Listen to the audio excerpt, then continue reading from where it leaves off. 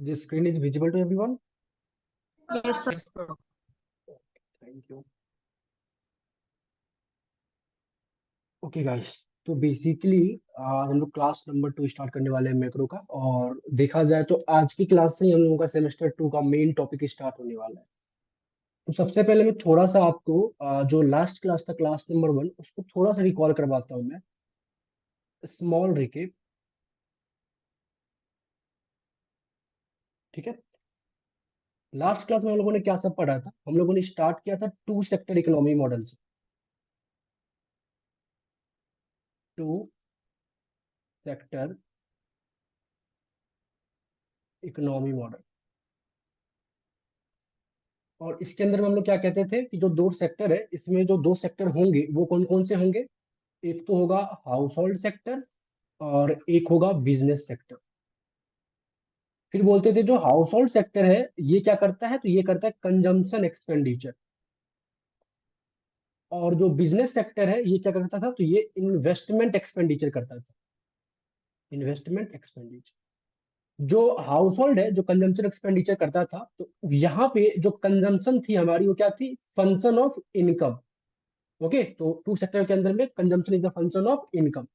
और जो इन्वेस्टमेंट था इसको हम लोग बोलते थे कि जो किनीशियन का अजम्पशन है कि इन्वेस्टमेंट वुड बी ऑटोनोमस। तो बेसिकली ये इनकम पे डिपेंड नहीं करेगा और ये बेसिकली ऑटोनोमस है। ऑटोनोमस का मतलब कांस्टेंट नहीं होता, बाकी वजह से चेंज होगा बट इनकम की वजह से चेंज नहीं होने वाला। उसके बाद थोड़ा सा अगर कंजम्पशन फंक्शन की बात करें तो इसको बोलते हैं C is equal to C bar which is autonomous consumption, plus में सी prime Y which is induced consumption. जहां पे सी प्राइम हमारा क्या होता था, तो जिसको आप एमपीसी भी बोलते हो या प्रोपोर्शनल बोल देखो कि कितने इनकम का प्रोपोर्शनल हम लोग कंज्यूम करेंगे उस तरीके से। तो फाइनली हमारे पास आता था एग्रीगेट एक्सपेंडिचर जो कि आता था सी प्लस में आई करके, मतलब कंजम्पशन एक्सपेंडिचर प्लस में इन्वेस्टमेंट एक्सपेंडिचर, जो कि हमारे पास होता था बेसिकली कुछ इस तरीके से। हम लोग सी बार प्लस में आई बार प्लस में सी प्राइम वाई, और इसको आप लास्ट में ए बार प्लस में सी प्राइम वाई बोलते थे। A bar is nothing but autonomous component of A, जिसके अंदर में सी बार और आई बार दोनों इंक्लूडेड है। इसके बाद सेकेंड पॉइंट में जब हम लोग इक्विलिब्रियम कंडीशन की बात करते थे तो इक्विलिब्रियम कंडीशन हमारे पास आया था y is equal to a bar upon में वन माइनस, थोड़ा सा मैं ए बार को स्मॉल कर देता हूँ, तो ए बार अपॉन में वन माइनस सी प्राइम। ये हमारे पास इक्विलिब्रियम कंडीशन होता था। और अगर उसके बाद थोड़ा सा मल्टीप्लायर की बात करें, मल्टीप्लायर जिसको हम लोग अल्फा से रिप्रेजेंट करते थे, जो कि क्या होता था? Change in equilibrium level of income due to change in autonomous component of A. तो बेसिकली चेंज इन ए बार आप बोल सकते हो। ये होता था जिसका फॉर्मूला था हमारे पास वन अपॉन में वन माइनस सी प्राइम। तो यहां तक हम लोग पिछले क्लास में करके आए हुए, सबको याद है ये? एनीवन, किसी को Yes. इसमें प्रॉब्लम हो? सबको याद है? ओके। तो अगर आप सभी को ये टू सेक्टर इकोनॉमिक मॉडल का बेसिक कंसेप्ट समझ में आ गया, किसी कुछ पूछना है? ओके चलो, किसी को कुछ नहीं पूछना। ठीक है। तो टू सेक्टर इकोनॉमी मॉडल का अगर आपको बेसिक समझ में आ गया, तो अब हम लोग अपने सिलेबस के अकॉर्डिंग, जो हमारे सिलेबस का मेन पार्ट है that is three sector economy of model, वो हम लोग स्टार्ट करने वाले हैं। तो आज के क्लास के लिए जो हम लोग हेडिंग डालेंगे that is three sector economy model.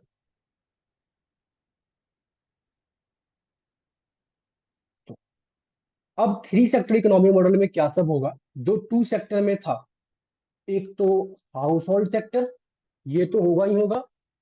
एक तो बिजनेस सेक्टर, ये भी होगा ही होगा। तो जो टू सेक्टर में दो सेक्टर थे वो तो होंगे होंगे, एक एक्स्ट्रा अब इसमें ऐड हो जा रहा है दैट इज गवर्नमेंट सेक्टर। तो बेसिकली अब गवर्नमेंट भी हमारे इकोनॉमी में काम करेगा। थ्री सेक्टर इकोनॉमी मॉडल को हम लोग क्लोज्ड इकोनॉमी के नाम से जानते हैं। क्लोज्ड इकोनॉमी क्यों? क्योंकि इसमें एक सेक्टर काम नहीं कर रहा, दैट इज फॉरेन सेक्टर। तो बेसिकली हम लोग यहाँ अज्यूम करके चल रहे हैं कि इंटरनेशनल मार्केट में हमारा कोई काम नहीं चल रहा, इंटरनेशनल ट्रेड एक्सपोर्ट इंपोर्ट कुछ नहीं हो पा रहा। सिंपली हम लोग अपने डोमेस्टिक टेरिटरी के अंदर में ही सारा काम कर रहे हैं, जिसमें हाउस होल्ड सेक्टर भी है, बिजनेस सेक्टर भी है एंड गवर्नमेंट सेक्टर भी है। ओके चलो। तो जैसे हम लोगों ने लास्ट क्लास में पहले हाउस होल्ड सेक्टर को स्टार्ट किया था, उसका पूरा प्रोसेस देखे, फिर बिजनेस को स्टार्ट किया, फिर प्रोसेस देखे, फिर गवर्नमेंट को स्टार्ट करेंगे, फिर प्रोसेस देखेंगे, और उसके बाद एग्रीगेट एक्सपेंडिचर के लिए हम एक कंडीशन ड्राइव करेंगे या फिर एक इक्वेशन ड्राइव करेंगे। तो सबसे पहले हम लोग बात करते हैं हाउस होल्ड सेक्टर की। Household sector. अब हाउस होल्ड सेक्टर क्या एक्सपेंडिचर करता है, तो कंजम्पशन एक्सपेंडिचर करता है, जो कि लास्ट क्लास में हम लोगों ने देखा था। ये करता है कंजम्पशन एक्सपेंडिचर, जिसको हम लोग कैपिटल सी से डिनोट करते हैं। इस केस में सिंस अब गवर्नमेंट भी इन्वॉल्व हो चुका है, तो अब जो हमारा कंजम्पशन होगा वो फंक्शन ऑफ इनकम ना होके फंक्शन ऑफ डिस्पोजेबल इनकम होगा। क्योंकि अब सिंस गवर्नमेंट हमारी इकोनॉमी में आ चुकी है, तो वो टैक्स भी लेगी एंड ट्रांसफर भी रिसीव पे करेगी हमारे इकोनॉमी के वीकर सेक्शन वाले लोगों को। बेसिकली डिस्पोजेबल इनकम क्या होता है, जो कि आपने क्लास 12th में पढ़ा होगा।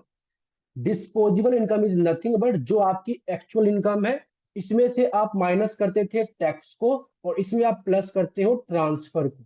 सभी को पता है? एनीवन जिसको डिस्पोजेबल इनकम का कोई भी डाउट हो? सबको income and disposable income in दोनों में डिफरेंस पता है? ओके, चलो। Yes. तो अगर आपको पता है तो हमारे पास ये आ गया डिस्पोजेबल इनकम। अब डिस्पोजेबल इनकम में ये ट्रांसफर के मैं आपको बता देता हूँ। बेसिकली नॉर्मल इनकम जो एक्चुअल आपने कमाया वो नॉर्मल इनकम हो गया। अब उस इनकम में से आप टैक्स वगैरह पे करके या फिर कुछ ट्रांसफर रिसीव्ड करके जो आपके पास पैसा बचा खर्च करने के लिए अपने यूज के लिए, उसको आप डिस्पोजेबल इनकम कहते हो। तो सबसे पहले बात करते हैं यहाँ पे जो ये ट्रांसफर है, ये ट्रांसफर क्या होता है, तो इसी को थोड़ा सा अच्छे तरीके से मैं आपको बता देता हूँ। Transfer is nothing but unilateral payment, जो गवर्नमेंट हमारे इकोनॉमी के जो वीकर सेक्शन के लोग हैं उनको प्रोवाइड करती है। जैसे कि ओल्ड एज पेंशन प्रोवाइड करती है, स्टूडेंट सबको स्कॉलरशिप प्रोवाइड करती है, जिसके बदले में गवर्नमेंट पब्लिक से कुछ एक्सपेक्ट नहीं कर सकती। ये जरूरी नहीं कि पब्लिक उसको बदले में कुछ देगा। तो उस टाइप के पेमेंट को हम लोग बोलते हैं यूनिलेटरल पेमेंट, और you can say transfer payment. तो हमारे सिलेबस में ट्रांसफर पेमेंट को हम लोग जो बेसिकली रिप्रेजेंट करते हैं वो करते हैं TR से। TR stands for transfer payment, और यू कैन से ट्रांसफर। और हमारे सिलेबस में ये भी ऑटोनोमस है। ऑटोनोमस का मतलब ये भी फंक्शन ऑफ इनकम नहीं है, ये किसी और चीज पे डिपेंड करता है, बस इनकम पे डिपेंड नहीं करता। बाकी सब चीजों से चेंज हो सकता है बट इनकम पे ये डिपेंड नहीं करता। ऐसा नहीं कि इनकम चेंज होगा तो मेरा ट्रांसफर चेंज हो जाएगा, ऐसा कुछ नहीं है। तो ट्रांसफर को TR से रिप्रेजेंट करेंगे, और ये भी क्या है हमारी इकोनॉमी में ऑटोनोमस है। अब आते हैं थोड़ा सा टैक्स के ऊपर में। तो जो यहाँ पे टैक्स है, वैसे आपने क्लास 12th में दो टाइप के टैक्स पढ़े होंगे, एक तो डायरेक्ट टैक्स और एक इनडायरेक्ट टैक्स। डायरेक्ट टैक्स आपने क्या पढ़ा होगा कि बेसिकली डायरेक्ट टैक्स हम उस टैक्स को कहते हैं, या तो सपोज कोई टैक्स अमाउंट मैं लायबल करता हूँ पे करने के लिए, तो उस अमाउंट को मैं ही पे करूंगा। फॉर एग्जाम्पल इनकम टैक्स, कि मुझे इनकम का टैक्स पे करना है, तो वो जो टैक्स अमाउंट है वो मुझे ही पे करना पड़ेगा। मैं अपने बर्डन को किसी और को नहीं शेयर कर सकता। उसको बोलते थे हम लोग डायरेक्ट टैक्स। इनडायरेक्ट टैक्स क्या होता था, तो ऐसे टैक्स जिसके बर्डन को मैं शेयर कर सकता हूँ। फॉर एग्जाम्पल जीएसटी की बात कर लेते हैं। लेट सपोज मैं कोचिंग करा रहा हूँ, और मुझे ना गवर्नमेंट बोलती है कि आप जितने पैसे का कोर्स बेचोगे, सेल करोगे ना, तो उसमें मुझे 18% जो आपको जीएसटी पे करना होगा। तो ये जो 18% जीएसटी है, इसको मैं, इसका जो बर्डन है मैं शेयर कर सकता हूँ। हो सकता है मैं इक्वली स्प्लिट कर दूं, मेरे ऊपर भी और जो कंज्यूमर है उसके ऊपर भी। हो सकता है मैं पूरा का पूरा पैसा कंज्यूमर से लेके दूं अपनी फीस को बढ़ाकर, कि चलो मैं आज 13,000 रुपये लेता हूँ फीस, और सिंस मुझे गवर्नमेंट को जीएसटी पे करना है 18%, तो मैं 18% एक्स्ट्रा फीस में ऐड कर दूंगा। तो ये जो टैक्स है इसको मैं शेयर कर सकता हूँ। तो जिस टैक्स के बर्डन को मैं किसी और पे थोप सकता हूँ, शेयर कर सकता हूँ, उसको हम लोग बोल देते हैं इनडायरेक्ट टैक्स। सभी क्लियर है ये बात, डायरेक्ट टैक्स और इनडायरेक्ट टैक्स क्या होता है? कोई है ऐसा जिसको डाउट हो? ओके, चलो। तो यहाँ पे हम लोग उस डायरेक्ट टैक्स और इनडायरेक्ट टैक्स की बात नहीं करेंगे। यहाँ पे हम लोग बात करेंगे two types of tax. That is, one है हमारे पास लंपसम टैक्स, और एक हमारे पास होता है प्रोपोर्शनेट टैक्स।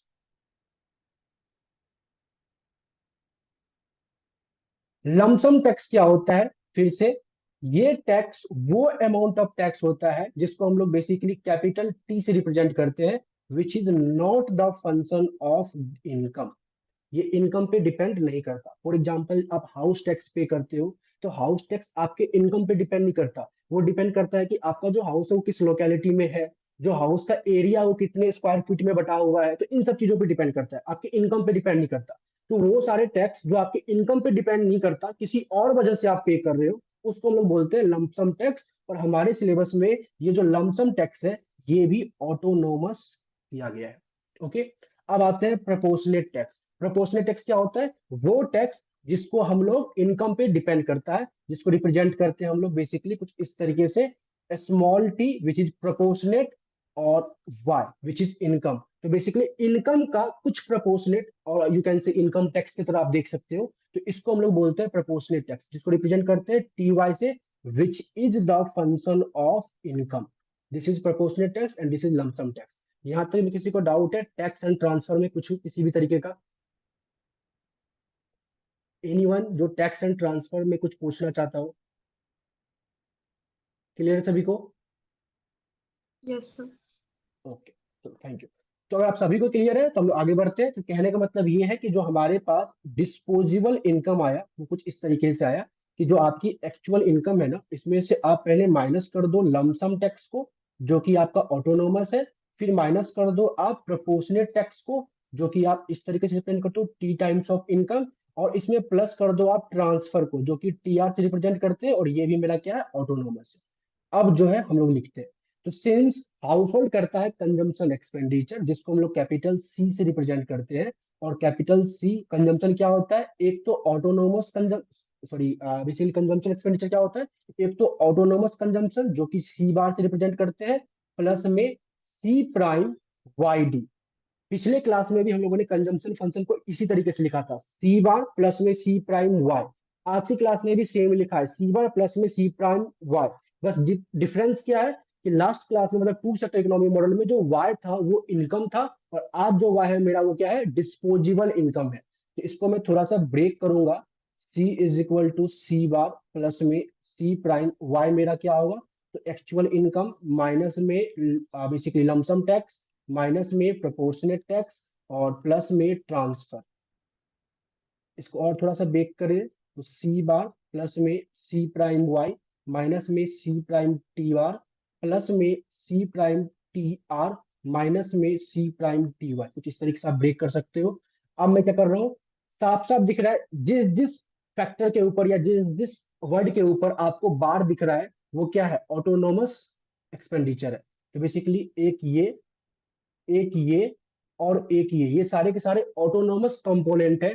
तो मैं इसको एक जगह लिख रहा हूं, तो C is equal to C bar plus में सी प्राइम ट्रांसफर, माइनस में सी प्राइम लमसम टैक्सेस को मैंने एक जगह रखा, और इधर प्लस में सी प्राइम वाई, माइनस में सी प्राइम टी वाई को मैंने एक जगह रखा। तो फाइनली हमारे पास जो C आया वो ये आया, सी बार प्लस में सी प्राइम ट्रांसफर, थोड़ा मैं इसको अच्छे तरीके से लिख देता हूँ, सी प्राइम ट्रांसफर माइनस में सी प्राइम लमसम टैक्सेस, इसको एक साथ, और प्लस में यहां से मैं क्या कर रहा हूं, इसमें ध्यान देना, इसमें यहां से मैं क्या कर रहा हूं, सी प्राइम को कॉमन ले रहा हूं, हमारे पास वन माइनस टैक्स रेट बचेगा, और वाई को भी मैं कॉमन ले रहा हूं। तो अब जो हमारे पास ये आया है, this is nothing but a consumption function, consumption. किसी को डाउट है इसमें, एनीवन कोई कुछ पूछना चाहता है? सर सर इसमें लमसम टैक्स का एग्जाम्पल क्या बताया था आपने? लमसम टैक्स जैसे लेटर सपोज वो टैक्स जो हमारे इनकम पे डिपेंड नहीं करता, फॉर एग्जांपल हाउस टैक्स, जो कि हम लोग लोकेलिटी कैसी है, हमारा हाउस जो है वो कितने एरिया में फैला हुआ है, मतलब कितने स्क्वायर फीट का हाउस है, इन सब पे डिपेंड करता है। और कोई सर सामान हम लोग प्रोपोर्शनेट खरीदते का हैं, एग्जाम? अब वो प्रोपोर्शनल टैक्स वो टैक्स जो हमारे इनकम पे डिपेंड करता है, हमारा इनकम क्या है उसके अकॉर्डिंग हम टैक्स पे कर रहे हैं। लेटर सपोज इनकम टैक्स को आप प्रोपोर्शनल टैक्स बोल सकते हो। Okay clear? Sir. Yes sir. Okay, और किसी कुछ पूछना है? सर जो आपने लास्ट में टी कॉमन लिया है वो टी प्रपोर्शन है ना? बेसिकली टी कॉमन नहीं लिया मैंने, सी प्राइम कॉमन लिया है। ये सर वाई जो कॉमन लिया है आपने, इनकम जो कॉमन लिया है अलग से। हाँ हाँ हाँ हाँ, ये वन माइनस टी भी एक प्रोपोर्शनेट है, हाँ, बिल्कुल सही। ओके सर, और तो सी भी एक प्रपोर्शन का प्रोपोर्शनेट है। अमाउंट। ओके हाँ सर। बता। ओके ठीक है। और प्रोपोर्शनेट है तो कहने का मतलब इसकी वैल्यू 0 और 1 के बीच में लाई करेगी, इस बात को ध्यान रख। चलो, तो और किसी को डाउट है इसमें कंजम्पशन फंक्शन में? ओके, सो अगर मैं बोलता हूं if we compare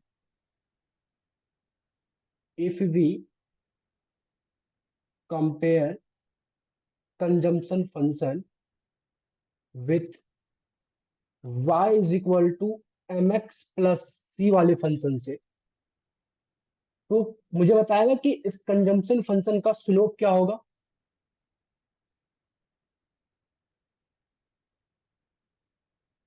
slope of consumption function.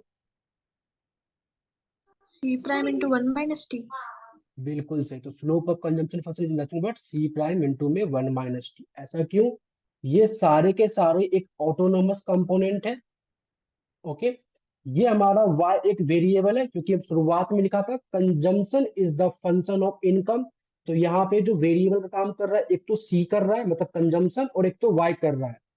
Similarly इस इक्वेशन को जब आप देखोगे तो इसमें वेरिएबल का काम कौन कौन कर रहा है, एक तो y एक तो x। तो x के साथ में जो m है उसी को हम लोग स्लोप कहते थे। तो सिमिलरली y के साथ में जो c प्राइम 1 - टी है, यही हमारा स्लोप है। क्लियर है सभी को? तो slope of consumption function is nothing but C prime 1 - t. Basically tax rate, यहाँ पे जो स्मॉल टी है this is nothing but tax rate. आप लिख सकते हो t, small t is nothing but tax rate. Okay, कि आप अपने इनकम का कितना टैक्स पे कर रहे हो। सपोज 20% टैक्स रेट है, 20% टैक्स पे करना है, तो small t is nothing but 0.2। Okay, तो ये हमारे पास आ गया स्लोप ऑफ कंजम्पशन फंक्शन। किसी को पूछना है यहाँ तक? ठीक है। तो लास्ट क्लास में जब टू सेक्टर इकोनॉमिक मॉडल देख रहे थे, तो वहां पे जो हमारे कंजम्पशन फंक्शन का स्लोप था वो सी प्राइम था ओनली। आज हमारे पास क्या हो गया, सी प्राइम के साथ एक और फैक्टर जुड़ चुका है, वो है 1 - टैक्स रेट। अब इसी कंजम्पशन फंक्शन का मैं डायग्राम ड्रॉ कर रहा हूं, ध्यान से देखना।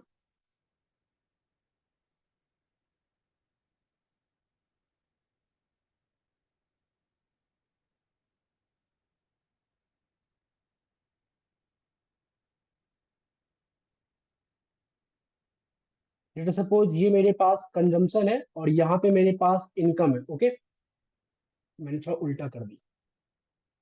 ये मेरे पास इनकम है एंड दिस इज कंजम्पशन, क्योंकि कंजम्पशन डिपेंडेंट वेरिएबल है और इनकम इंडिपेंडेंट वेरिएबल। ये एक मैंने लाइन ड्रॉ किया है जो कि बस y is equal to c, equality वाली लाइन है 45 डिग्री की। अब कोई मुझे बता सकता है कि ये सी प्राइम और सी प्राइम 1 - टैक्स रेट, इन दोनों में से बड़ा वैल्यू कौन है, छोटा वैल्यू कौन है? तो C prime बड़ा होगा। बिल्कुल सही। सी प्राइम क्यों बड़ा होगा? क्योंकि सी प्राइम जो है मेरा, ये भी 0 और 1 के बीच में लाई करता है, और जो टैक्स रेट है ये भी मेरा 0 और 1 के बीच में लाई करेगा। या तो 1 मतलब 100%, 0 मतलब 0%। ओके, तो जो 1 - टी होगा ये भी मेरा 0 और 1 के बीच में ही लाई करेगा, क्योंकि अगर टी मेरा 0 और 1 के बीच में लाई कर रहा है तो 1 - टी भी 0 और 1 के बीच में लाई करेगा। लेट सपोज अगर टी मेरा 0.3 है तो 1 - टी क्या होगा, 0.7, जो कि 0 और 1 के बीच में लाई कर रहा है। लेट सपोज मैंने बोला कि सी प्राइम मेरा 0.6 है, तो सी प्राइम को जगह मैं यहाँ लिख रहा हूँ 0.6 और यहाँ लिख रहा हूँ 0.6, और 1 - टी मेरे पास आ गया 0.7। तो सिंस ये भी एक डेसिमल के फॉर्म में है और ये भी एक डेसिमल के फॉर्म में है, जब आप इसको मल्टीप्लाई करोगे तो इसकी जो वैल्यू आएगी और छोटी आएगी, मतलब 0.0042 आ जाएगा। तो 0.0042 डेफिनेटली क्या है, 0.6 से छोटा है। तो मुझे ये पता चल गया कि सिंस सी प्राइम और 1 - टैक्स रेट दोनों के दोनों क्या है, आपस में एक बेसिकली डेसिमल वाली वैल्यू है, तो इन दोनों का प्रोडक्ट जो है और छोटा आएगा। ओके, ये बताने का बस इतना ही मतलब था, मेरा मोटिव था कि जो सी प्राइम 1 - टैक्स रेट है, मतलब जो ये कंजम्पशन फंक्शन है हमारा, और इस कंजम्पशन फंक्शन का जो स्लोप है, जिसको कि मैं लेट सपोज येलो मार्कर से दिखा रहा हूँ आपको, ये जो स्लोप है ये बेसिकली 1 से छोटा होगा, 0 और 1 के बीच में लाई करेगा। और अगर ये 0 और 1 के बीच में लाई करेगा तो ये जो मेरा y इक्वल टू सी वाली लाइन है इसका स्लोप 1 है, और कंजम्पशन फंक्शन का स्लोप 1 से छोटा है। तो जो कंजम्पशन का डायग्राम बनेगा वो रिलेटिवली क्या बनेगा, फ्लैटर बनेगा। तो मैं रिलेटिवली क्या बना रहा हूँ, फ्लैटर बना रहा हूँ। सपोज दिस, ये हमारे पास कंजम्पशन फंक्शन आ गया। जो ये मेरा पॉइंट है ये मेरा क्या है, इंटरसेप्ट है। टू सेक्टर इकोनॉमिक मॉडल में इंटरसेप्ट होता है बस ओनली सी बार, लेकिन आज जो इंटरसेप्ट है वो क्या सब है, ये वो मेरे पास है सी बार प्लस में सी प्राइम ट्रांसफर माइनस में सी प्राइम लमसम टैक्सेस। तो दिस इज माय इंटरसेप्ट। किसी को डाउट है एनीवन कंजम्पशन फंक्शन के डायग्राम में?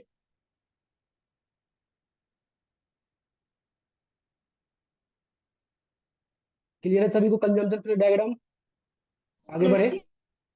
ओके, तो this is all about household sector की household sector consumption expenditure करता है और कंजम्पशन फंक्शन किस तरीके से डिराइव करते हैं, तो ये हमारे पास कंजम्पशन फंक्शन आ चुका है।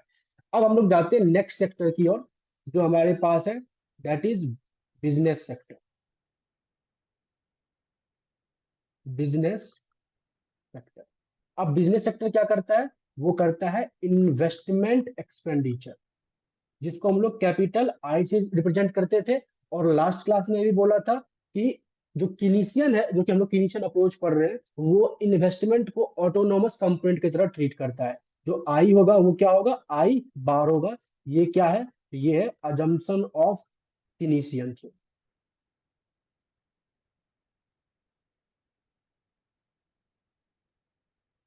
Assumption of Keynesian, okay. तो अगर आई बार होगा तो कहने का मतलब जो हमारे पास इन्वेस्टमेंट है, मतलब जो बेसिकली ये जो आई बार है, this is not a function of income, ये इनकम पे डिपेंड नहीं करता। तो इसका जब मैं डायग्राम बनाऊंगा, लेट सपोज ये मेरे पास एक आई का डायग्राम हो गया, तो लेट सपोज ये वाई है and this is I.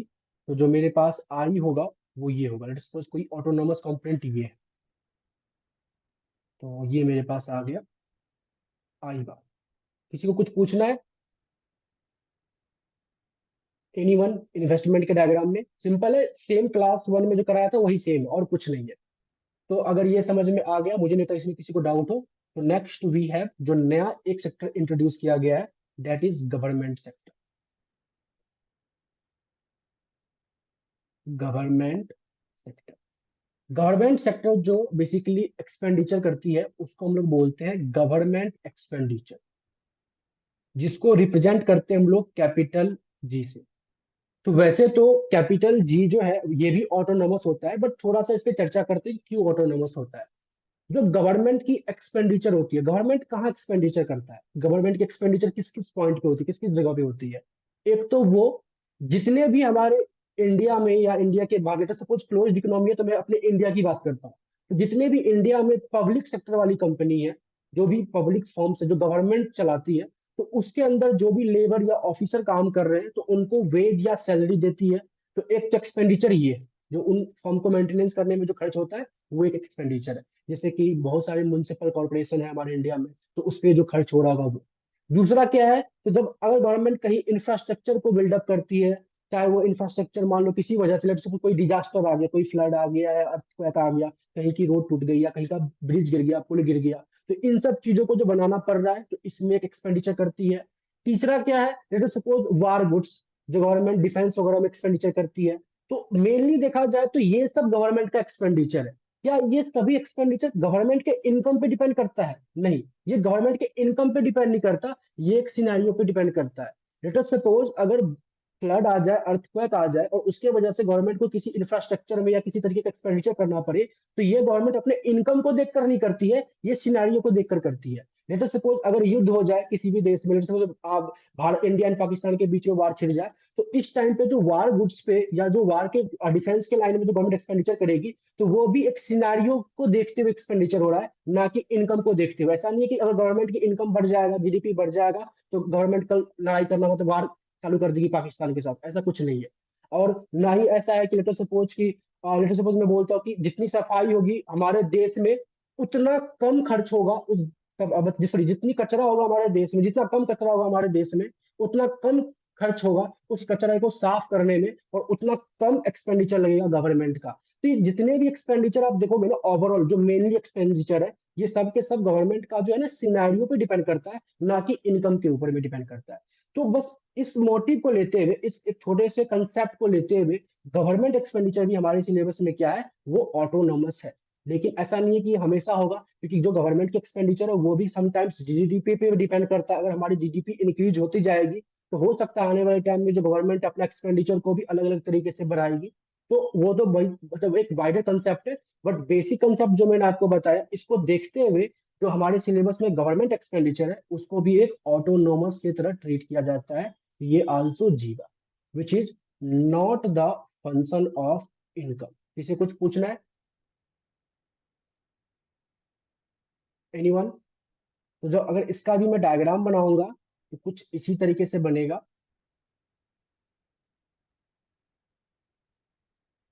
Let suppose ये हमारे पास y है और ये हमारे पास गवर्नमेंट का एक्सपेंडिचर है, तो कुछ अमाउंट है जो गवर्नमेंट क्या करती है, खर्च करती है, that is this much of amount which is nothing but G bar. तो गवर्नमेंट सेक्टर का एक्सपेंडिचर सबको क्लियर है, किसी को डाउट, एनीवन? नो। ओके चलो, और यहाँ तो आपको क्लियर हो चुका है। तो अब हमारे पास जो थ्री सेक्टर इकोनॉमी मॉडल में जितने भी एक्सपेंडिचर थे, जितने भी एक्सपेंडिचर थे, कंजम्पशन एक्सपेंडिचर जो कि हाउस होल्ड सेक्टर करता था, इन्वेस्टमेंट एक्सपेंडिचर जो कि बिजनेस सेक्टर करता था, और गवर्नमेंट एक्सपेंडिचर जो कि गवर्नमेंट सेक्टर करता है। यस रिया बताओ क्या डाउट है? सर एक बार ये डायग्राम दिखा दीजिए। ओके, वैसे मैं पीडीएफ शेयर कर दूंगा रिया, देख लो फिर भी। Thank you sir. ओके चलो, तो तीनों सेक्टर के द्वारा जो एक्सपेंडिचर कर रहा है, इन सबको जब मैं एक साथ ऐड करूंगा तो इसको हम लोग बोलते हैं aggregate expenditure which is nothing but एई।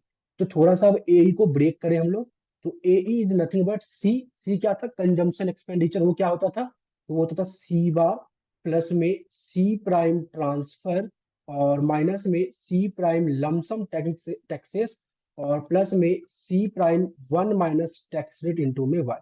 ये हमारे पास आता था क्या, तो consumption function. Plus investment function, ये ऑटोनोमस है तो ओनली आई बार, और गवर्नमेंट एक्सपेंडिचर में जी, तो वो भी ऑटोनोमस है तो बस ओनली जी बार। तो अब जब देखा जाए तो जो नेक्स्ट में ए लिखूंगा एग्रीगेट एक्सपेंडिचर, तो सारे ऑटोनोमस कंपोनेंट को एक साथ लिखूंगा। ऑटोनोमस कंपोनेंट क्या सब है, एक तो ये C bar, C prime transfer, C prime lump sum taxes, I bar and G bar. तो इन सबको मैं एक साथ लिख रहा हूँ, C bar, I bar, G bar, C prime transfer, minus में सी प्राइम लमसम टैक्सेस, प्लस में सी prime one minus tax rate into में वाई। अब जितने भी ये ऑटोनोमस कंपोनेंट है हमारे पास, इन सबको मैं नाम दे रहा हूं ए बार, इन सबको एक नाम दे रहा हूं ए बार। तो जो फाइनली हमारे पास ए ही आएगा aggregate expenditure which is nothing but A bar plus में सी prime one minus tax rate into में वाई। तो बेसिकली ये जो मेरे पास आया है, जिसको मैं एक साथ लिख रहा हूँ, this is nothing but a aggregate expenditure. मैं लिख देता हूँ यहाँ पे एग्रीगेट एक्सपेंडिचर फंक्शन। किसी को डाउट है? जिसके अंदर में जो मेरा ये C prime one minus tax rate है, ये स्लोप है किसका, एग्रीगेट एक्सपेंडिचर का। Slope of A is nothing but C prime one minus tax rate. जो कंजम्पशन फंक्शन का स्लोप था वही ए का भी स्लोप है। और जो टू सेक्टर इकोनॉमी मॉडल में भी सेम यही होता था, जो कंजम्पशन का स्लोप होता था वही ए का स्लोप होता था। किसी को डाउट है, anyone?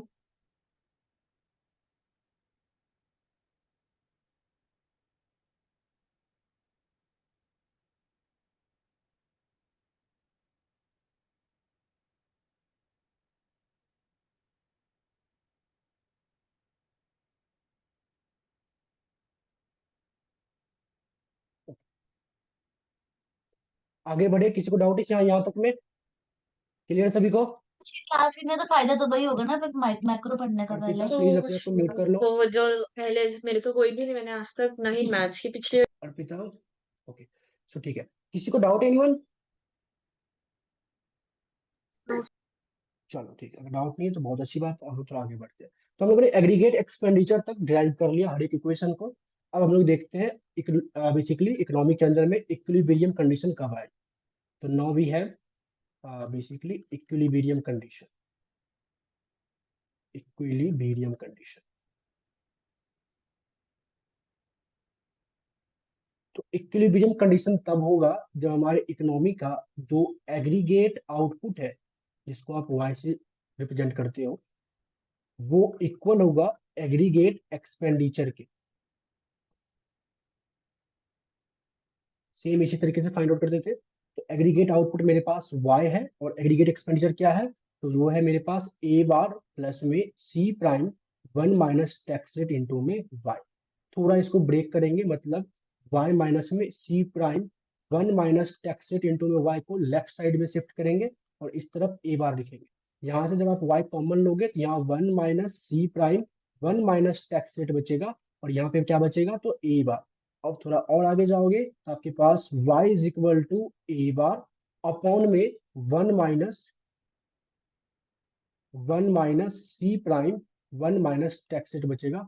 This is nothing but a condition for finding out the equilibrium level of income.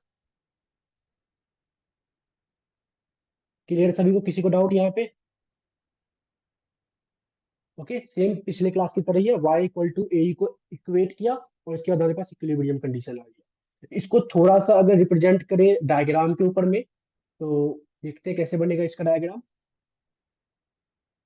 तो ये मेरे पास कंजम्पशन का डायग्राम है और ये लेट अस सपोज इनकम का।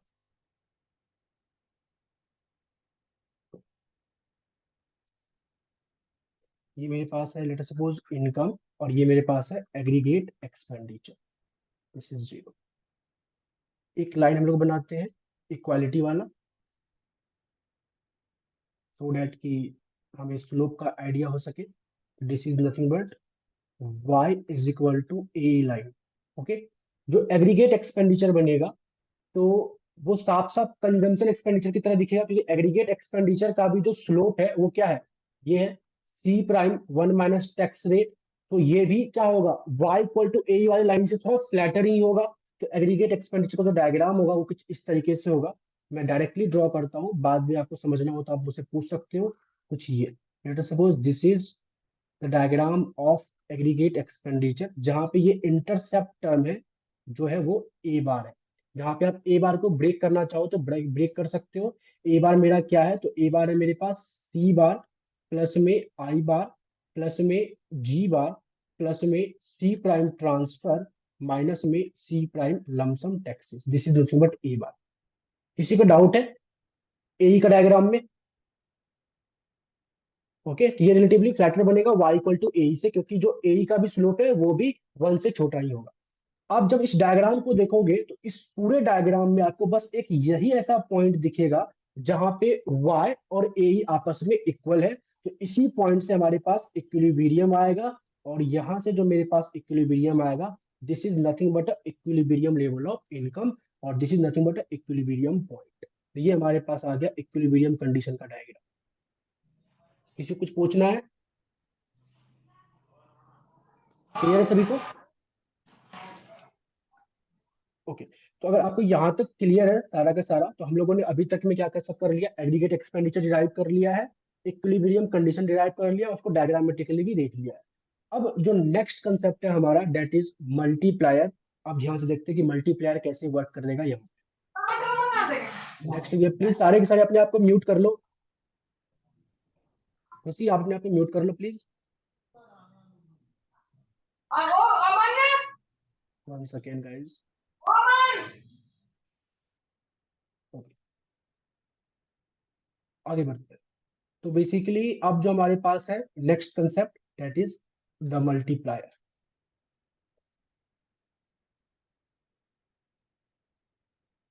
मल्टीप्लायर का आज भी फॉर्मूला वही है, this is nothing but a change of, मैं लिख देता हूं, change of equilibrium level of income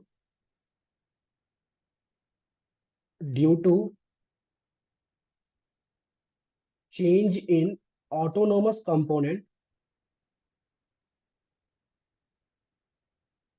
component of aggregate expenditure। देखा जाए तो जो मल्टीप्लायर है हमारे पास alpha, which is nothing but change in y upon में चेंज इन ए बार। अब इसका फॉर्मूला क्या है वो लोग डिराइव करेंगे। जो 2 सेक्टर इकोनॉमी मॉडल था उसमें हम लोग मल्टीप्लायर को रिप्रेजेंट करते थे अल्फा से। जो 3 सेक्टर इकोनॉमी मॉडल है इसमें हम लोग मल्टीप्लायर को रिप्रेजेंट करते हैं अल्फा से, साथ में लिखते हैं एक जी। ये जी जो है ये सबस्क्रिप्ट में दिया हुआ है। तो अल्फा जी को हम लोग मल्टीप्लायर से रिप्रेजेंट, मल्टीप्लायर को अल्फा जी से रिप्रेजेंट करते हैं in 3 sector economy model. Meaning बिल्कुल सेम है, change in equilibrium level of income due to change in autonomous component of A. किसी को डाउट है एनीवन? सर जी का क्या मतलब है यहाँ पे? बेसिकली गवर्नमेंट एक्सपेंडिचर इंट्रोड्यूस किया गया है गवर्नमेंट को, तो इसलिए हम लोग वहां पे जी एक्स्ट्रा ऐड कर रहे हैं, जो कि मुझे ये बता रहा है कि ये जो मल्टीप्लायर है ये 3 सेक्टर इकोनॉमी मॉडल का है, बस और कुछ नहीं। Okay sir.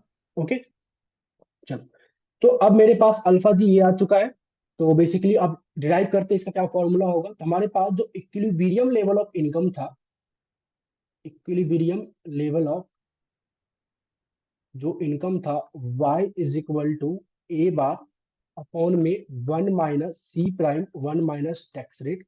इसको मैं डिफरेंशिएट कर रहा हूं both side, both side with respect to a bar where a bar is nothing but a aggregate component of a।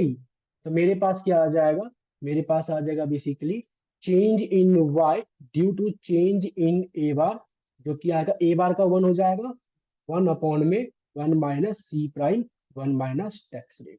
ये बेसिकली हमारे पास फॉर्मूला आ गया। तो मैं यहाँ लिख दे रहा हूँ 1 अपॉन में 1 माइनस सी प्राइम 1 माइनस टैक्स रेट।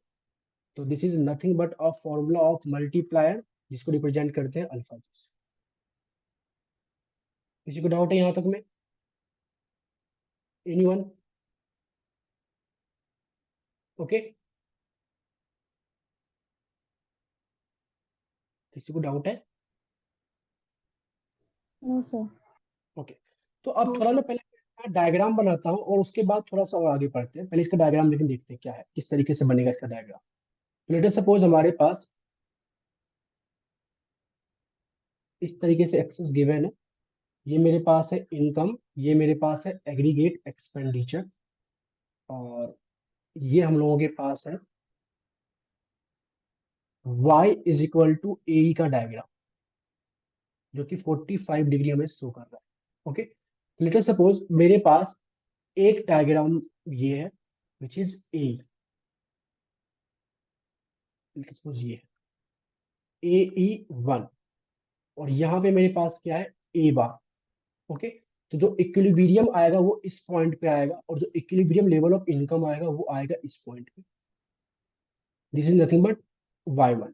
अब किसी वजह से जो है एग्रीगेट कंपोनेंट में चेंज होता है। तो लेट अस सपोज हम लोग अज्यूम कर रहे हैं, let us assume there is positive change in a bar। हम लोग ये अज्यूम कर रहे हैं कि जो a बार में चेंज हुआ है वो एक पॉजिटिव चेंज है। ठीक है, तो अगर वो एक पॉजिटिव चेंज है तो जो मेरा इंटरसेप्ट टर्म है ए का वो इंक्रीज कर जाएगा। लेट अस सपोज पहले ए बार 20 था, अब 30 हो गया है, तो जो मेरा ए वाले एक्सिस पे जो ए बार है वो ऊपर चला जाएगा। तो बेसिकली लेट अस सपोज वो कुछ इस जगह पे आ जाएगा, मान के चलते कुछ ये, लेट अस सपोज ये जो कि क्या है मेरे पास ए बार प्लस में चेंज इन ए बार। किसी को डाउट है? और यहां से लेके यहां तक का जो डिफरेंस है वो है मेरे पास चेंज इन ए बार। तो हम लोगों ने अज्यूम किया कि जो चेंज हुआ था ए बार में वो पॉजिटिव चेंज हुआ था। अगर नेगेटिव चेंज होता तो वो ए बार के नीचे आता, ए बार प्लस में change in A bar. Clear सभी को? तो सिंस ए बार में चेंज हुआ है तो इससे मेरा जो चेंज होगा वो बस इंटरसेप्ट टर्म चेंज होगा, स्लोप तो सेम रहेगा। स्लोप क्या है? तो 1 माइनस सी प्राइम 1 माइनस टैक्स रेट, तो स्लोप सेम रहेगा। तो जो भी डायग्राम मेरा बनेगा नया ए का, वो क्या बनेगा? वो थोड़ा सा ऊपर से बनेगा, मतलब इंटरसेप्ट चेंज होगा, बट जो लाइन होगा ए का वो पैरेलल होगा किसके? पुराने वाले से। लेट अस सपोज जो मैं लाइन बनाऊंगा वो बनाऊंगा पैरेलल पुराने वाले से। 1 second guys, late us suppose ये एक पैरेलल, तो ये मेरे पास आ गया AE1 डैश, और ये था वो। तो इस बार जो इक्विलिब्रियम आएगा वो इस पॉइंट पे आएगा। ये था मेरे पास इक्विलिब्रियम 1, और ये था इक्विलिब्रियम E1 डैश, और यहां से मेरे पास क्या आएगा? इनकम आएगा, जो कि क्या होगा? Late us suppose Y1 dash. तो इनकम बेसिकली ऑटोनोमस कंपोनेंट के चेंज होने से हमारे पास चेंज आया है किसमें? इनकम में, विच is nothing but change in y। ये जो एरिया आपके पास बता रहा है ये चेंज इन y है। अच्छा, कोई मुझे बताएगा अगर मुझे इस मैग्नीट्यूड को फाइंड आउट करना हो कि ये जो चेंज इन y है, ये जो मैग्नीट्यूड है ये क्या होगा, ये मुझे बता सकता है कि चेंज इन y का फॉर्मूला क्या बनेगा?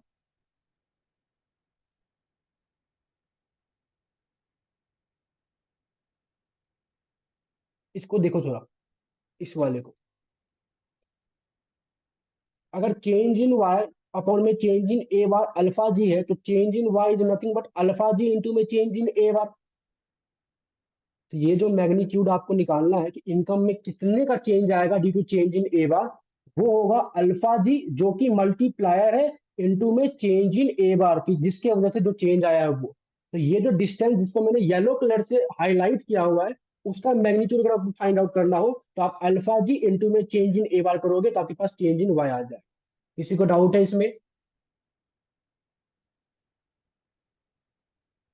यहां तक समझ में आ रहा है सबको?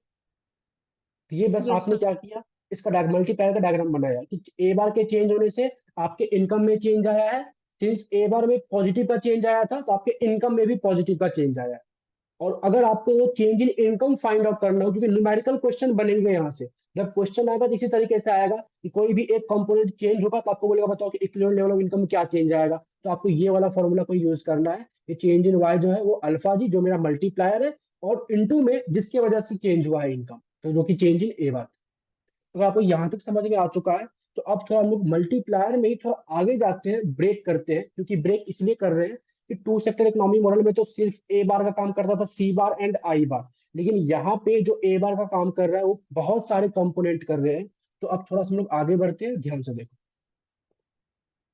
नो, वी नो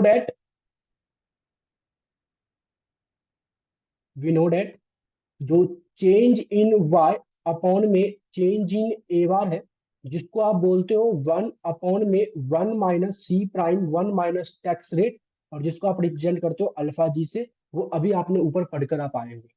अब मैं क्या कर रहा हूं, ध्यान से देखो। तो इक्विलिब्रियम लेवल ऑफ इनकम है जो कि आपने अभी डिराइव किया हुआ था, वो क्या था, y is equal to a bar upon में 1 माइनस सी प्राइम 1 माइनस टैक्स रेट। तो मैं क्या कर रहा हूं, y is equal to a bar को बस ब्रेक कर रहा हूं, तो बेसिकली 1 अपॉन में 1 माइनस सी प्राइम 1 माइनस टैक्स रेट को जैसे का तैसा, और ए बार को बस ब्रेक कर रहा हूं कि ए बार मेरा क्या था, तो वो था सी बार प्लस में आई बार प्लस में डी बार प्लस में सी प्राइम ट्रांसफर माइनस में सी प्राइम लमसम टैक्सेस। तो अब ये पांचों के पांचों ऑटोनोमस कंपोनेंट है, तो किसी भी ऑटोनोमस कंपोनेंट के चेंज आने पे मेरे इक्विलिब्रियम लेवल ऑफ इनकम में चेंज आ सकता है। और अगर ऐसा होता है तो उसी को हम लोग मल्टीप्लायर कहते हैं। तो हो सकता है कि ऑटोनोमस कंपोनेंट में चेंज आ जाए, ऑटोनोमस कंजम्पशन में चेंज आ जाए, हो सकता है ऑटोनोमस इन्वेस्टमेंट में चेंज आ जाए, हो सकता है ऑटोनोमस गवर्नमेंट एक्सपेंडिचर में चेंज आ जाए, हो सकता है ऑटोनोमस लमसम टैक्सेस में चेंज आ जाए, एंड सो ऑन। तो किसी भी कंपोनेंट में चेंज आ सकता है, और अगर किसी भी कंपोनेंट में चेंज आएगा तो मेरा इक्विलिब्रियम लेवल ऑफ इनकम भी चेंज करेगा। अब वो कैसे चेंज करेगा वो हम लोग रिप्रेजेंट करके देखते हैं, ध्यान से देखो। तो सबसे पहले केस हम लोग 1 लेते हैं। केस 1 कि इफ जो ऑटोनोमस कंपोनेंट सी बार है ये चेंज होता है, if c bar will change, अगर ये चेंज होगा तो क्या होगा, तो if c bar will change, तो आपके पास जो y था y is equal to 1 upon में 1 माइनस सी प्राइम 1 माइनस टैक्स रेट, और इनटू में ये सारी की सारी वैल्यू सी बार प्लस में आई बार प्लस में जी बार प्लस में सी प्राइम ट्रांसफर माइनस में सी प्राइम लमसम टैक्सेस, ये था।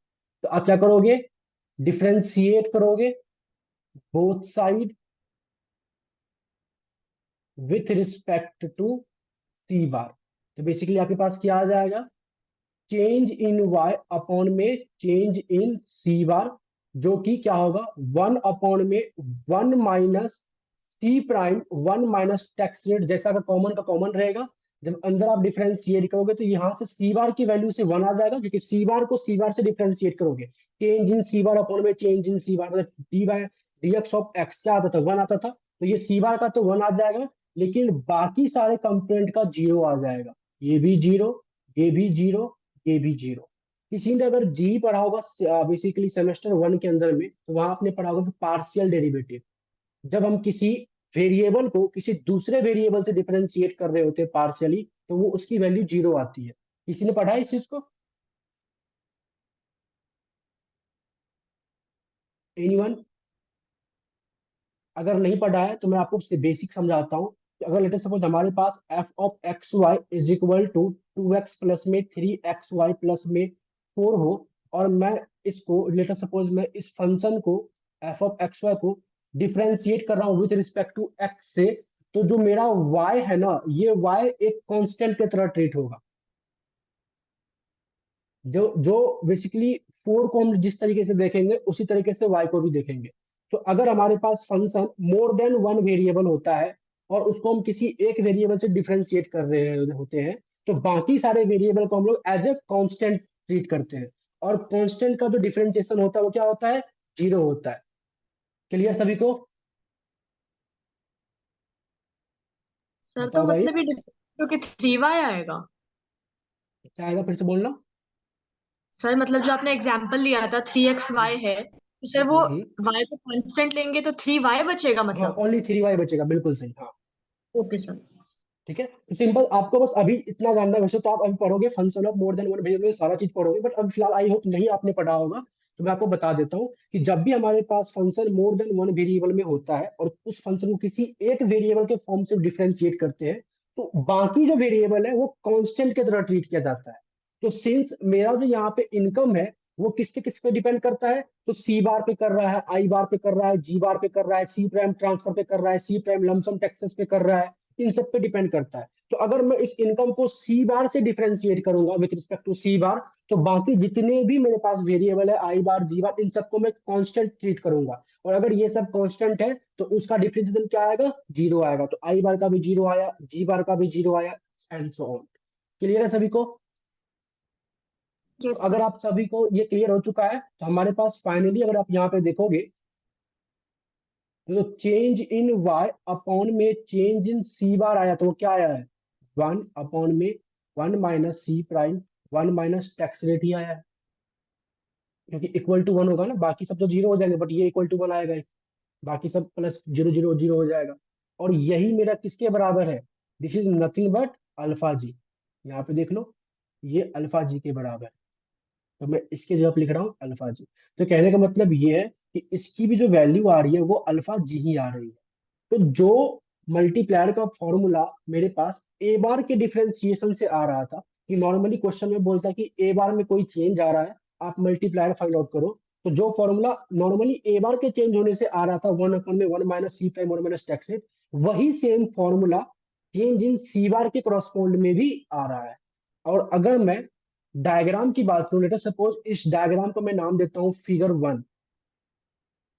फिगर 1, तो इसका भी जो डायग्राम बनेगा सेम एज फिगर 1। इसका भी जो डायग्राम बनेगा सेम एज फिगर 1। बस डिफरेंस क्या होगा कि जो फिगर 1 में डिफरेंस था कि यहाँ पे जो चेंज आया था वो क्या था, ए बार का था। वहां पे चेंज जो आया वो क्या होगा, चेंज इन सी बार होगा। बेसिकली होगा कुछ इस तरीके से, यहाँ लिखोगे आप ए बार, यहाँ लिखोगे आप ए बार प्लस में चेंज इन सी बार, क्योंकि ए बार में जो चेंज आ रहा है वो सी बार की वजह से आ रहा है। तो इन दोनों का डिफरेंस क्या होगा, ओनली चेंज इन सी बार। बाकी सेम फॉर्म सेम डायग्राम बनेगा, हर चीज सेम रहेगा। क्लियर है सभी को? यहाँ तक clear, case number 1। Yes sir.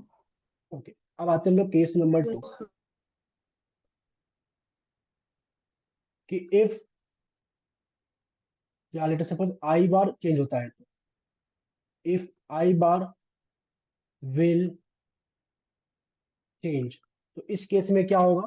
तो इस केस में हमारे पास कुछ इस तरीके से होगा, y is nothing but basically c bar plus में आई बार प्लस में जी बार प्लस में सी प्राइम ट्रांसफर माइनस में सी prime lump sum taxes all upon में 1 माइनस सी प्राइम 1 माइनस टैक्सेस।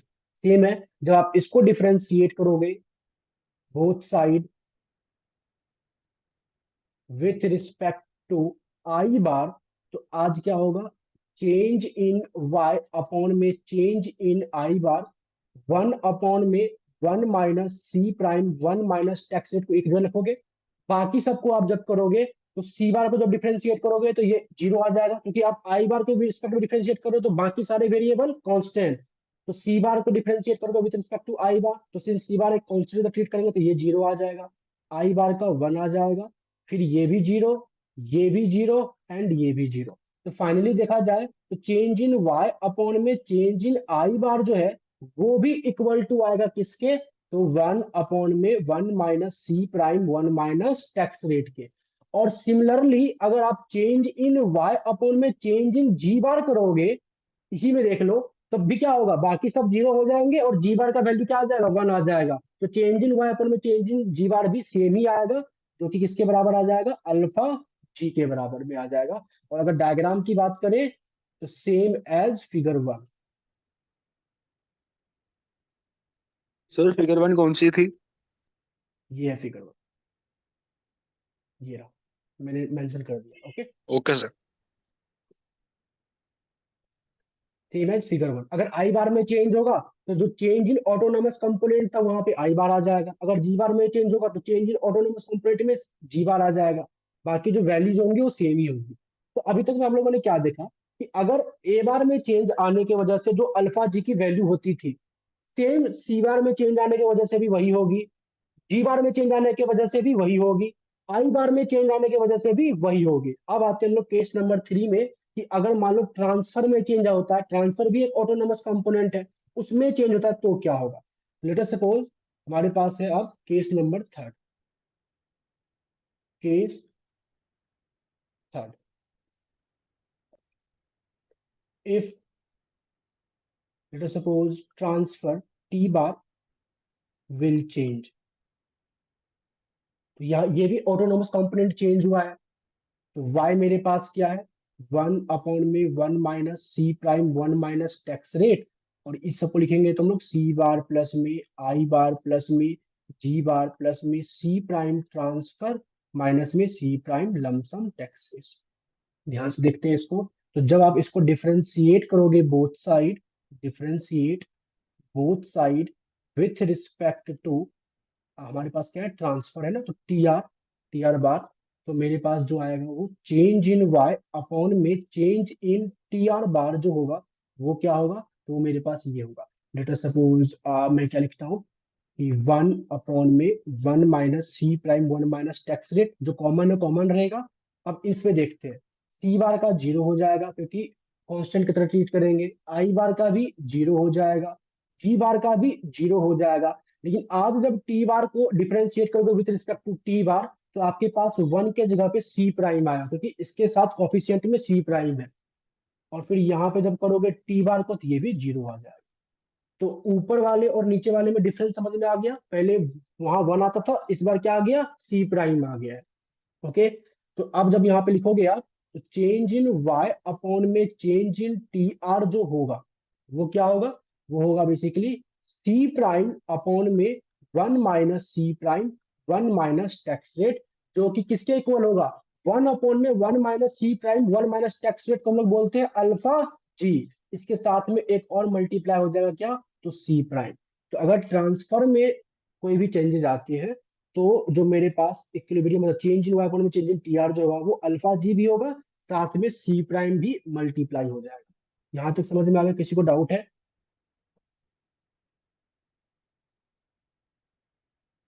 एनीवन, किसी को डाउट है।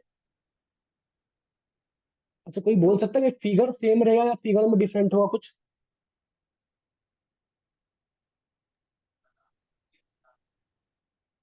ये जो फिगर है, हमें इंटरसेप्ट को छोड़, इंटरसेप्ट तो सब में चेंज होगा, फिक्स्ड है, लेकिन ये जो फिगर है, फिगर में कुछ चेंज होगा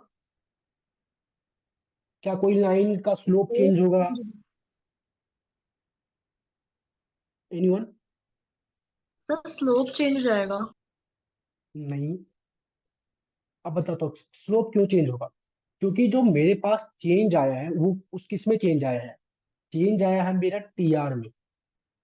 ओके, तो अगर मेरे चेंज टीआर में आया है तो टीआर क्या है, टीआर एक ऑटोनोमस कंपोनेंट है।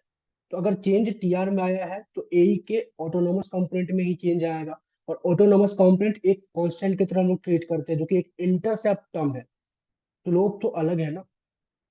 लेट सपोज मैं ये बोलता हूँ कि मेरे पास पहले ए ये था, लेट सपोज ये पहले ए मेरे पास ये था 50 प्लस में 0.5y, और ये जो 50 था मेरे पास, ये जो 50 है, ये कुछ इस तरीके से था 10 + 10 + 10 + 20 माइनस में 10, जिसमें कि 10 मेरा सी बार का काम करता था, ये मेरा आई बार, ये मेरा जी बार, ये मेरा ट्रांसफर, ये मेरा लमसम टैक्सेस। ओके, तो अब मैं बोल रहा हूँ कि मेरा ना टी आर ये चेंज हो गया, ये ना 50 लेटर सपोज 20 से ये 30 हो चुका है, जो नया ए बनेगा वो क्या हो जाएगा, ये 60 हो जाएगा ओनली, बाकी ये तो सेम ही रहेगा।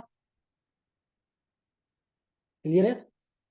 तो यस सर। डायग्राम आज भी सेम रहेगा, क्योंकि चेंजेस बस होंगे वो क्या होंगे, इंटरसेप्ट टर्म चेंज होंगे, बाकी डायग्राम क्या होगा वो सेम होगा। तो इसमें भी मैं लिख रहा हूँ क्या, diagram will be same as figure 1।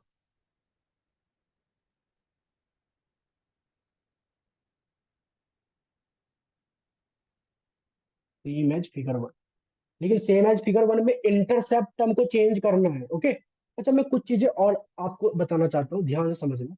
जैसे कि हम लोगों ने यहाँ पे देखा था कि जब मेरे इक्विलिब्रियम में, लेवल ऑफ इनकम में ए बार से चेंज आता था, तो जो चेंज इनकम का फॉर्मूला था वो ये था। इसको मैं एक बार एक स्क्वायर बॉक्स में डाल देता हूँ।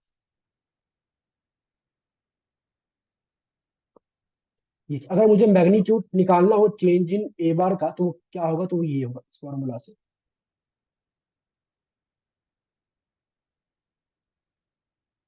ओके, ये बेसिकली मुझे क्या बता रहा है, तो ये मुझे बता रहा है यहाँ से लेकर यहाँ तक का मैग्नीट्यूड। इसको थोड़ा किसी और कलर से डार्क कर देते हैं। ये मुझे बता रहा है चेंज इन वाई का वैल्यू। अब मुझे कोई बताएगा कि इस केस में अगर चेंज इन वाई ये था, चेंज इन वाई अगर ये था, तो इस केस में चेंज इन वाई की फॉर्मूला क्या बनेगा। अगर मुझे यहाँ पे चेंज इन वाई निकालना हो, तो मुझे अल्फा जी में क्या मल्टीप्लाई करना होगा, चेंज इन ए बार या change in C bar. Change in C bar.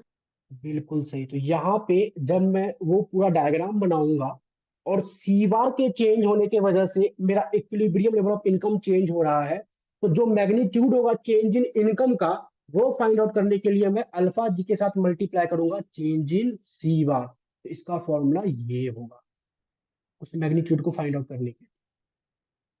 Okay, अब ध्यान से आते हैं, जब मैं आई बार एंड जी बार के केस में देखूंगा, तो यहाँ पे अगर मुझे निकालना हो चेंज इन इनकम, तो मेरे पास क्या होगा, change in income which is nothing but alpha g into में चेंज इन आई बार, अगर इन्वेस्टमेंट में चेंज आया है तो, और या फिर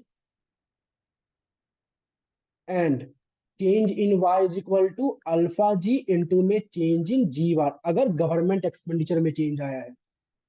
तो बेसिकली जो अगर मुझे चेंज इन वाई निकालना हो उसकी मैग्नीट्यूड, तो हम लोग इस फॉर्मूला को यूज करेंगे। सिमिलरली जब टीआर की बात करें, तो यहां जब मुझे निकालना होगा कि चेंज इन इनकम बताओ, चेंज इन इनकम का मैग्नीट्यूड, तो क्या निकलेगा मुझे मेरे पास, अल्फा जी इंटू में सी प्राइम, जो कि हमारे पास ये वैल्यू आई हुई है, और साथ में जिसके रिस्पेक्ट में चेंज आ रहा है उसको भी हमें मल्टीप्लाई करना पड़ेगा, that is change in transfer. Okay, यहाँ तक क्लियर है सभी को? एनीवन, किसी को डाउट है? ओके, अच्छा अभी तक में हम लोगों ने क्या देखा था कि जो मेरे ऑटोनोमस कंपोनेंट में चेंज आ रहा है और उसके वजह से जो मेरा इनकम में चेंज आ रहा है, वो सारे डायरेक्ट रिलेशनशिप है। अगर सी बार में चेंज आएगा, अगर सी बार में पॉजिटिव चेंज आएगा, तो मेरा चेंज इन वाई में भी पॉजिटिव चेंज आएगा। अगर मेरा आई बार में पॉजिटिव चेंज आएगा, तो मेरा चेंज इन वाई में भी पॉजिटिव चेंज आएगा। जैसे लेटर सपोज मैंने यहाँ पे एग्जांपल दिया था जो अज्यूम किया था पहले डायग्राम में, कि जो मेरा ए बार में चेंज आ रहा है, लेटर अज्यूम वो पॉजिटिव चेंज आया है, तो ए बार में चेंज आया था पॉजिटिव चेंज, तो मेरा जो इनकम हुआ था वो भी इंक्रीज कर गया था। तो इनकम इंक्रीज कर गया था, तो मतलब जो चेंज इन वाई आएगा वो भी पॉजिटिव आएगा। तो change in equilibrium level of income due to change in A bar, ये हमेशा डायरेक्ट रिलेशनशिप को शो करता है कि अगर आपके ए बार में पॉजिटिव चेंज आएगा, तो आपके इक्विलिब्रियम लेवल ऑफ इनकम में भी पॉजिटिव चेंज आएगा। ए बार के जो टोटल 4 कंपोनेंट अभी हम लोगों ने देखे थे, आई बार, सी बार, G bar and C prime transfer, इनके साथ भी जो change in equilibrium of income है, इनका डायरेक्ट रिलेशनशिप है। तो मैं यहाँ पे इसलिए लिखने चाहता हूँ, लिख देता हूँ, आप इस तरीके से नोट लिख सकते हो, note there is direct relationship between change in y and change in A bar, change in I bar, change in ji bar लिख सकते हो आप। तो थोड़ा मैं नीचे लिख लूँ, मैं नीचे लिख देता हूँ, direct relationship between change in y and change in A bar, change in I bar, change in ji bar and change in transfer. कहने का मतलब ये, इनमें से अगर ए बार बढ़ता है तो चेंज इन इनकम भी बढ़ेगा, अगर ए बार कम होता है तो चेंज इन इनकम भी कम होगा। अगर change in I bar positive का चेंज है तो चेंज इन इनकम में भी पॉजिटिव का चेंज आएगा, अगर change in I bar negative का चेंज है तो चेंज इन इनकम में भी नेगेटिव का चेंज आएगा। Change in ji bar positive का चेंज है तो चेंज इन वाई में भी पॉजिटिव का चेंज आएगा, एंड सो ऑन। तो इनके बीच में डायरेक्ट है, अगर एक बढ़ेगा दूसरा भी बढ़ेगा, एक कम होगा दूसरा भी कम होगा। जो लास्ट कंपोनेंट है हमारे पास, दैट इज, मैं केस नंबर 4 लेके चलता हूं कि if T bar will change तो क्या होगा। अगर ये चेंज होता है तो क्या होगा, ध्यान से देखें। हमारे पास जो y है वो क्या है, 1 में 1 - c प्राइम, 1 - टैक्स रेट, और इसकी जो बेसिकली कंपोनेंट है वो क्या है, सी bar, I bar, G bar, C prime transfer, minus में सी प्राइम लमसम टैक्सेस। साफ साफ दिख रहा है, बाहर माइनस लग रहा है, तो डेफिनेटली इनवर्स रिलेशनशिप आएगा। हम लोग क्या करने वाले हैं, डिफरेंशिएट करने वाले हैं both side with respect to what, तो इस बार लमसम टैक्सेस, क्योंकि लमसम टैक्सेस में चेंज आया है। तो change in Y due to change in lump sum taxes जो हमारे पास होगा वो क्या होगा, वो होगा 1 में 1 - c प्राइम, 1 - टैक्स रेट। और इसको जब देखेंगे तो सी बार एक कांस्टेंट की तरह ट्रीट होगा, तो ये भी जीरो, ये भी जीरो, ये भी जीरो, ये भी जीरो, और यहां से क्या बचेगा, ओनली -c प्राइम, क्योंकि -c prime t bar due with respect to change in T bar करोगे तो ओनली -c प्राइम बचेगा। क्लियर है सभी को। तो देयरफॉर हमारे पास जो यहाँ से चेंज इन वाई अपॉन में चेंज इन टी बार आया है वो आया है -c प्राइम अपॉन में 1 - c प्राइम, 1 - टैक्स रेट, जिसको आप ये भी बोल सकते हो -c प्राइम इंटू में अल्फा जी। तो अल्फा जी में आज फिर से सी प्राइम का एक मल्टीप्लीकेशन हुआ है और साथ में एक माइनस का भी मल्टीप्लीकेशन हुआ है। क्लियर है सभी को, एनीवन, किसी को डाउट है इसमें।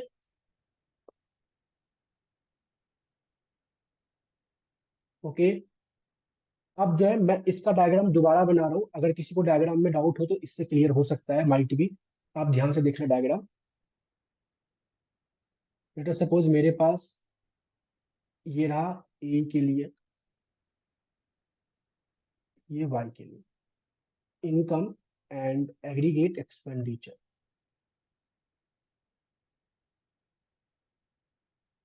This is y is equal to ए।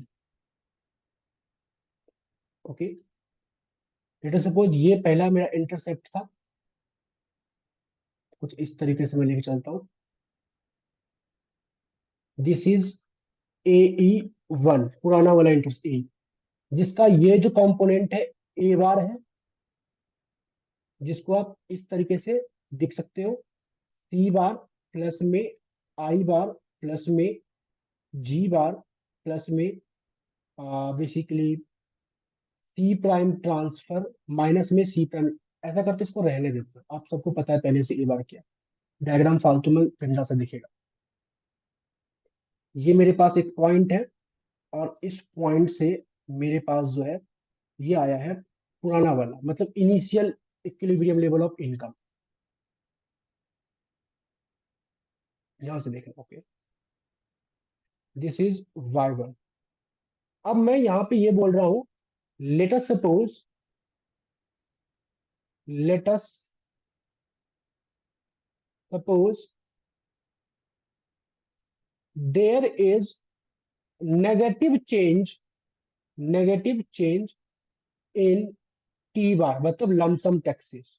ये मैंने एक अजम्पशन लिया है, let us suppose there is negative change in T bar. तो कोई मुझे बताएगा कि जो अब नया ए का ऑटोनोमस कंपोनेंट होगा ए बार, वो ऊपर शिफ्ट करेगा या नीचे शिफ्ट करेगा।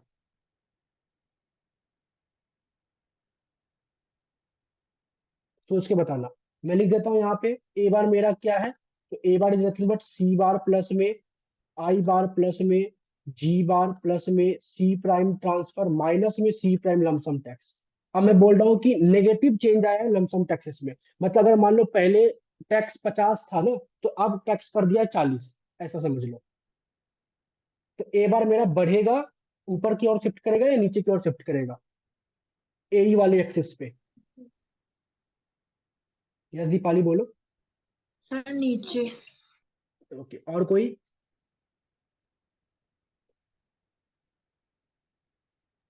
सर ऊपर। ऊपर की तरफ शिफ्ट करें। ओके प्रीति आपने ऊपर बोला, और कोई? और कोई सोचो, ऊपर या नीचे?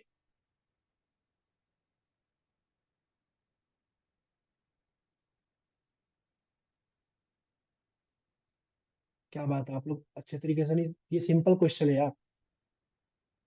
चलो मैं इसको और थोड़ा आसान बनाता हूँ। लेट अस सपोज सी बार पहले 50 था, ये भी 50 था, ये भी 50 था, ये भी 50 था, और ये भी 50 था। अब क्या हुआ, जो नया बेसिकली चेंज हुआ है, तो सी बार सेम है, आई बार भी सेम है, जी बार भी सेम है, सी प्राइम ट्रांसफर भी सेम है। चेंज किस में आया है, तो लमसम टैक्सेस में, वो भी नेगेटिव का। नेगेटिव मतलब कम हो गया, पहले 50 था तो अब मैं बोलता हूँ 40 हो गया। तो अब मुझे बताओ कि नया ए बार क्या होगा, ऊपर शिफ्ट होगा या नीचे शिफ्ट होगा?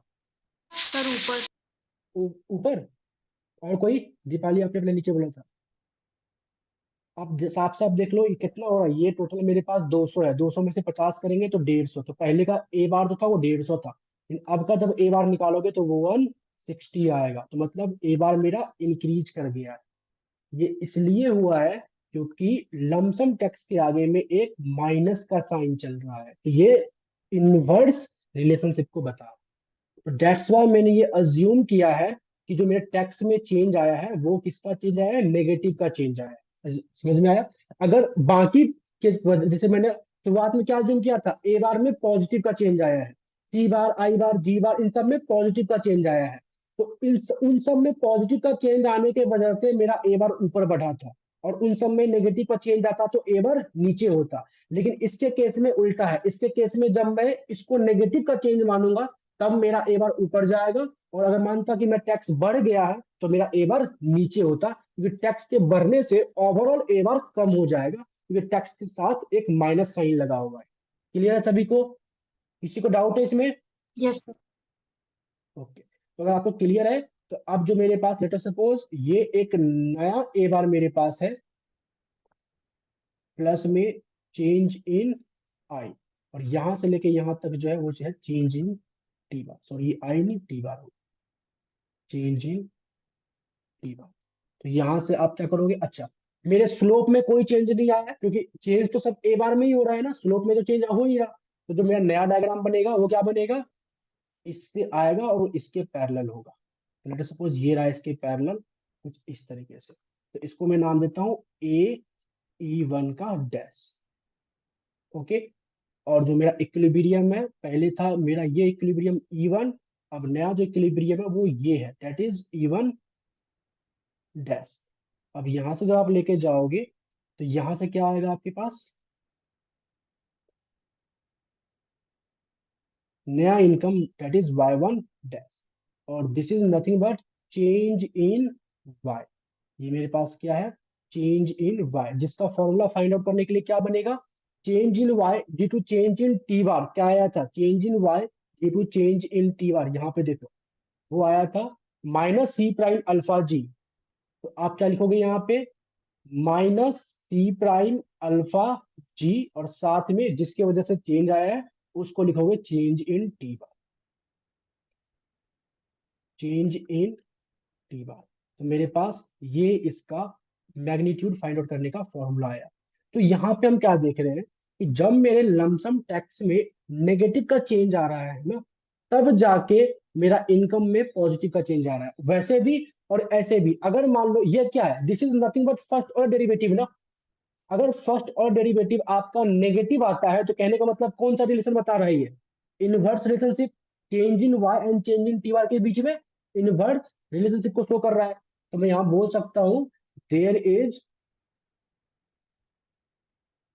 Is inverse relationship between change in y and change in lump sum taxes. ये इंपॉर्टेंट नोट है, ध्यान रखना। अच्छा, कोई स्टूडेंट अगर ये सोच रहा है कि सर यहाँ तो बाहर एक नेगेटिव लग रहा है, तो change in positive, change in Y जो है वो इंक्रीज कैसे कर सकता है, मतलब मेरा जो y1 डैश है वो आगे कैसे बढ़ सकता है?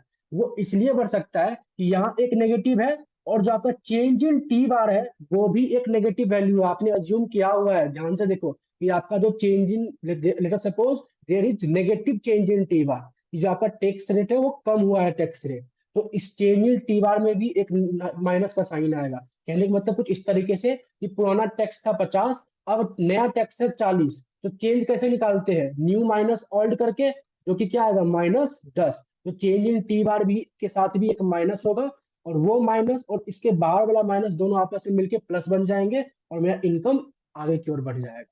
तो बाकी सारे कंपोनेंट में सी bar, I bar, G bar and transfer में इनकम के साथ डायरेक्ट रिलेशनशिप था कि वो लोग बढ़ेगा तो इनकम भी बढ़ेगा, वो लोग कम होगा तो इनकम भी कम होगा। लेकिन टैक्स के साथ इनडायरेक्ट रिलेशन था, बेसिकली इनवर्स रिलेशन था कि अगर टैक्स बढ़ेगा तो चेंज इन इनकम कम होगा, और अगर टैक्स कम होगा तो चेंज इन इनकम बढ़ जाएगा। किसी को डाउट है यहाँ तक? एनीवन?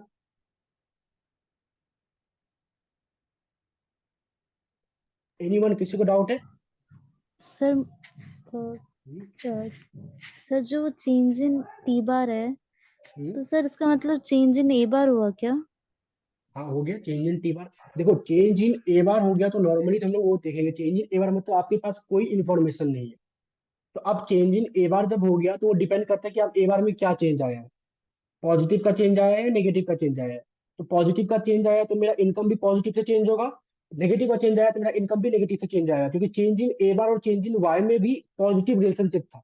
लेकिन अगर आपको ए बार के कंपोनेंट के बारे में बता दे स्पेशली कि नहीं, तो चेंज आया है ना वो कंजम्पशन में आया है, चेंज जो आया है वो लमसम टैक्सेस में आया है, तो उस केस में आपको इस तरीके से डिराइव करना पड़ेगा, जिसमें हम लोगों ने ये देखा था कि बाकी चार कंपोनेंट के साथ तो सेम वर्क करता है जैसे ए बार के साथ करता है, बट जैसे ही टी बार की बात करते हैं तो यहाँ पे इनवर्स रिलेशनशिप को शो करने लगता है।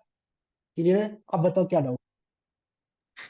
सर जो केस नंबर 2 था उसमें चेंज इन वाई जो था alpha ji into change in I bar था, तो सर अगर हम change in Y equals to alpha ji into change in I bar की जगह अगर चेंज इन ए बार लिखेंगे तो भी सेम ही होगा?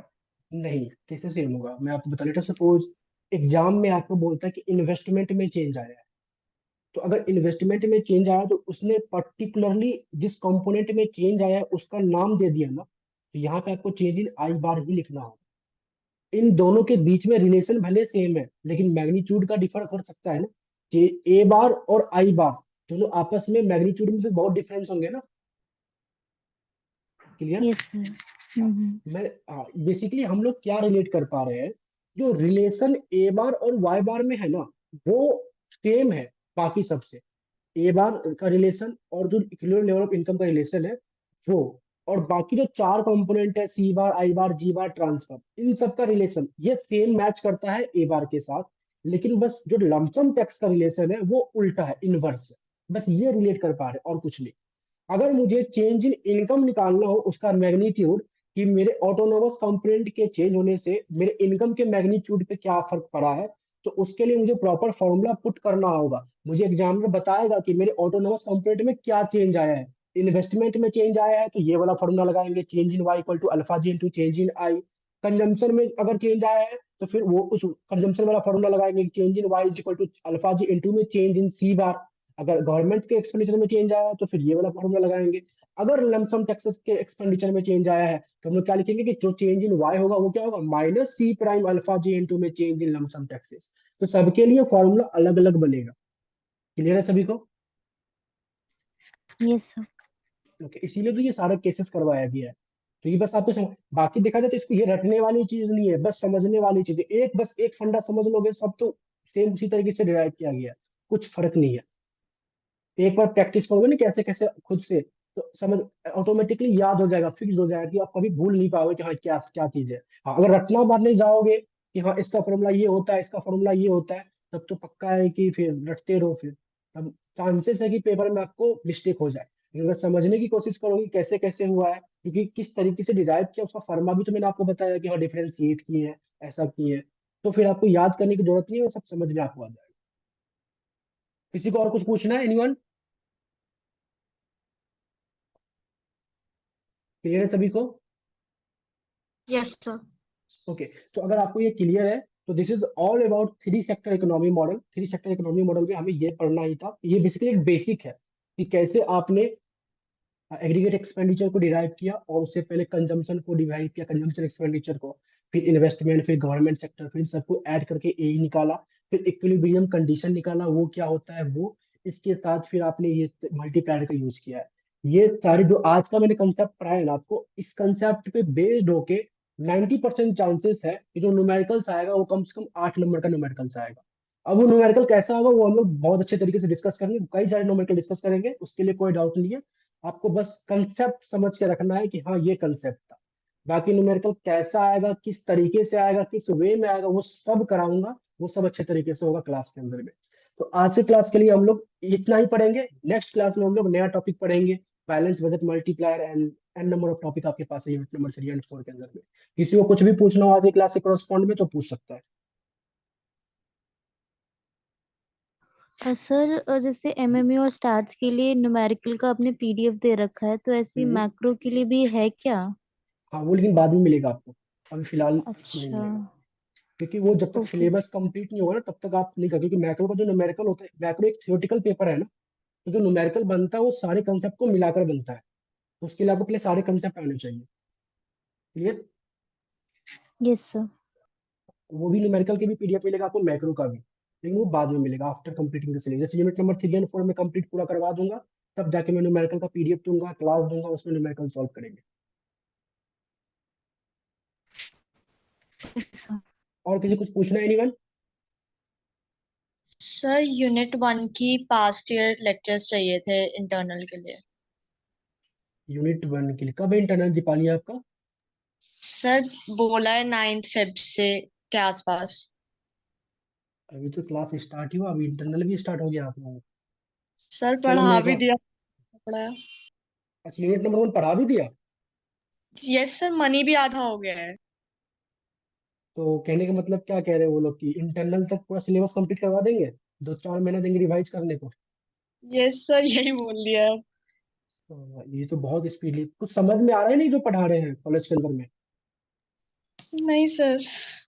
मुझे भी नहीं था इतना स्पीडली, तो मुझे नहीं लगता कि हो भी पाएगा अगर सही तरीके से किया जाए तो। अभी तो मेरे हिसाब से 10 दिन हुए आप लोगों के कॉलेज स्टार्ट हुए, उसमें भी मैं 5-6 दिन क्लास हुई होगी। सर वर्बली करा दिया नेशनल इनकम पूरा पोर्शन, और मनी डिमांड कुछ चल रहा है, पता नहीं है सर। अच्छा चलो, तो न्यूमेरिकल भी कुछ नहीं बताया, चलो कोई नहीं। मैं पास्ट ईयर वाले रिकॉर्डेड लेक्चर आप लोगों के साथ शेयर कर दूंगा बाद में वैसे तो। ठीक ओके है, सर। चलो। और किसी कुछ पूछना है? Anyone?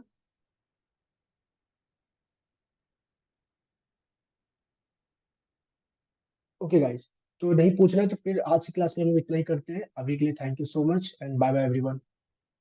Next thank thank you class you. Sir. में